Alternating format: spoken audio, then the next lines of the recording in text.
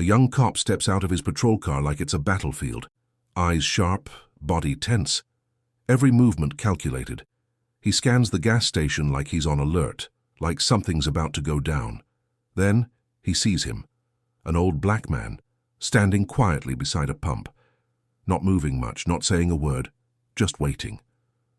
To the officer, that's all it takes. He approaches, demands identification, doesn't like the calm tone he gets in response. And then he shoves him. No warning, no cause. What he doesn't know is that the man he just laid hands on isn't some ordinary citizen. He's the retired Chief Justice of the State Supreme Court. And that shove, that one moment, it's about to ignite something far bigger than he could ever imagine. It was a Tuesday morning. Blue sky, thin clouds, the kind of weather that makes you think everything's under control. At a quiet gas station just off a state highway, an older man pulled up in a grey, slightly dusty sedan. Not new, not flashy, just functional. He parked, turned off the engine, got out slowly, carefully, tall though slightly hunched from age, close-cropped white hair, deep skin, a clean sweater and slacks, no designer brands, no flash, just dignity. He stood beside the pump, watching the numbers on the screen. The system was down. A small message blinked in red. Temporarily offline. He folded his hands behind his back and waited. Didn't pull out a phone, didn't pace, didn't try to rush anyone, just stood there quiet, patient, still. Across the lot, a police cruiser pulled in, fast. The driver, Officer Reed, had been on the job less than a year. Clean uniform, buzz cut, body still stiff with nervous energy. He wasn't there to refuel, he was just watching. A few minutes earlier, he'd gotten a dispatch about a report of suspicious behavior near this intersection. Nothing urgent, no weapons, no violence, just vague suspicion. He stepped out of the vehicle, stretched slightly, and walked into the gas station store to grab a bottle of water. As he approached the entrance, his eyes caught the older man by the pump, standing alone, not moving. Something about it didn't sit right with him. Why is he just standing there? What's he waiting for? His gut, trained more by instinct than experience, told him to act.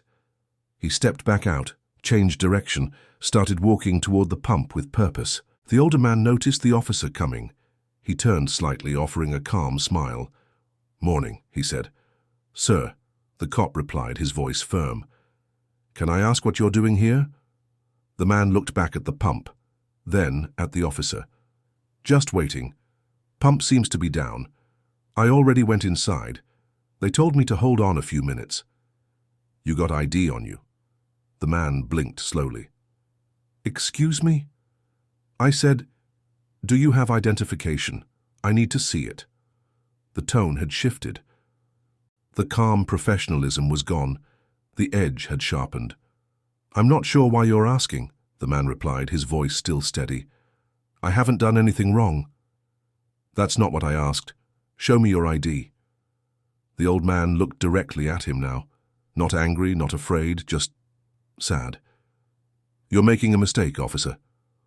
Officer Reed took a step forward, chest out, shoulders tense. "I'm not going to ask again." And then he shoved him. Open palm, right against the chest. The man stumbled back half a step. His heels scraped against the concrete. He didn't fall, but the impact was enough to jolt him. Gasps could be heard from inside the store. Time slowed. The old man straightened himself. He looked the officer in the eyes. Not with rage, with disappointment, like a teacher seeing a student cheat on a test they didn't need to. Officer Reed stared back, realizing too late that something wasn't right. A young clerk came running out of the store. Short, anxious, red company vest half-buttoned. Hey, do you even know who that is?"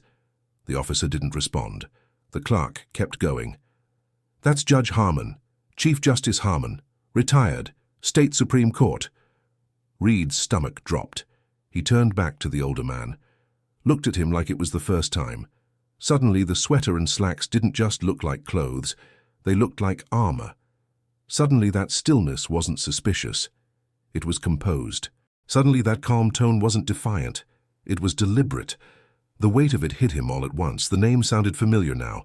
He remembered reading about Judge Harmon in the academy. A pioneer, a civil rights advocate, one of the first black men to ever sit on the state's highest bench, now retired, but still a giant, and he'd just pushed him like a criminal.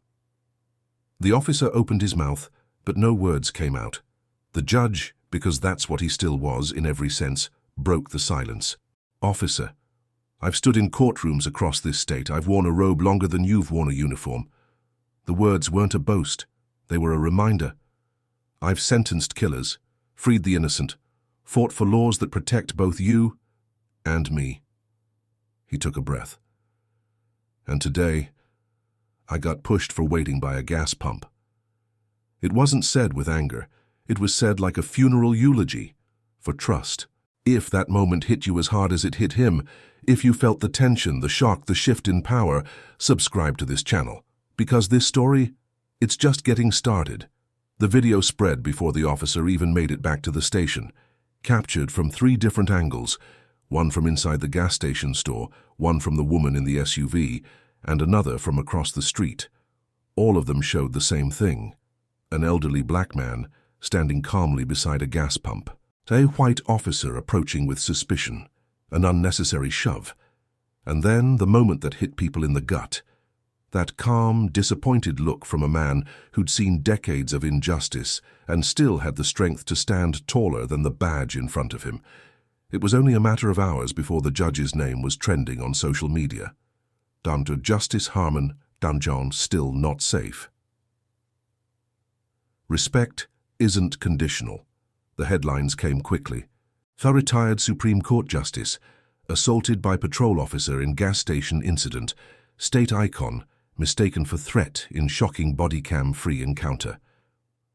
Some people were outraged that such a figure of authority could be treated that way. Others were outraged that only someone with that level of power seemed to get public sympathy. Lawyers who once stood in front of him in court released statements. "He is the reason I pursued justice. He treated everyone with dignity, defendants, prosecutors, witnesses, everyone. Even a sitting senator called him a living symbol of integrity and restraint." Meanwhile, inside the police department, the mood shifted fast. Officer Reed was placed on immediate administrative leave. No badge, no patrol car, no more radio calls. He sat in a windowless office, watching the video loop in his mind, over and over again. He didn't recognize the man in the footage anymore. Not the judge. Himself. He looked aggressive, paranoid, like someone desperate for control. He remembered how he'd been trained to observe posture, eye contact, confidence. But no one ever told him what calm dignity looked like on the face of a man who'd spent his life trying to prevent exactly this kind of thing. 2 days later, Judge Harmon stood at a podium. He wasn't giving a press conference.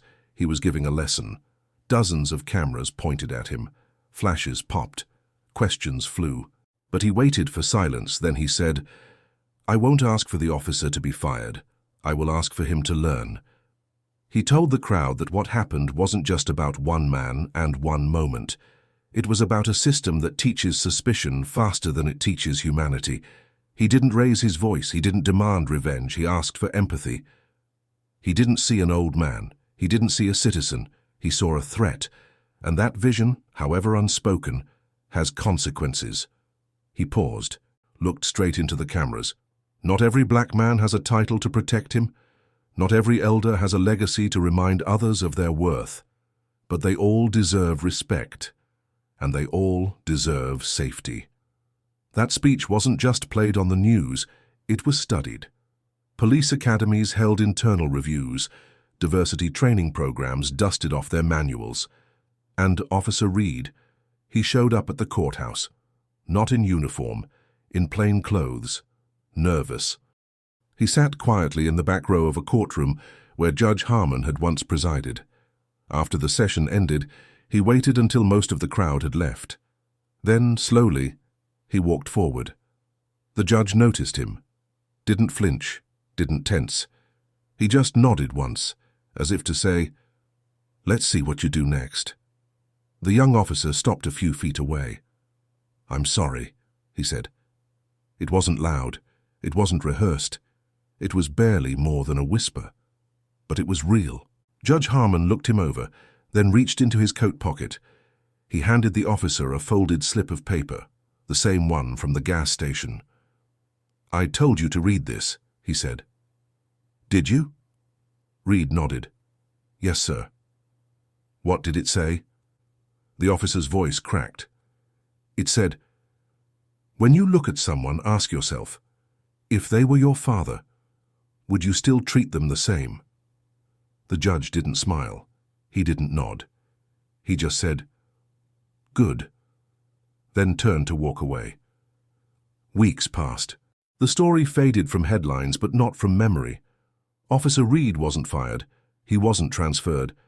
Instead, he requested to join a new program launched in response to the incident, Perspective Patrol, an initiative pairing officers with mentors from different communities, workshops, ride-alongs, real conversations. Judge Harmon didn't want a viral moment. He wanted a movement. And maybe, just maybe, that's what he got. The real lesson wasn't about what happened at the gas station. It was about what happens every day, when someone lets fear speak louder than respect, and when someone else chooses to respond not with rage, but with purpose. Because sometimes power doesn't come from the badge. Sometimes it comes from standing still and making the world see you anyway. If this story hit something in you, don't forget to subscribe, because respect shouldn't depend on titles, and silence doesn't mean weakness. There are more stories like this, and they need to be told.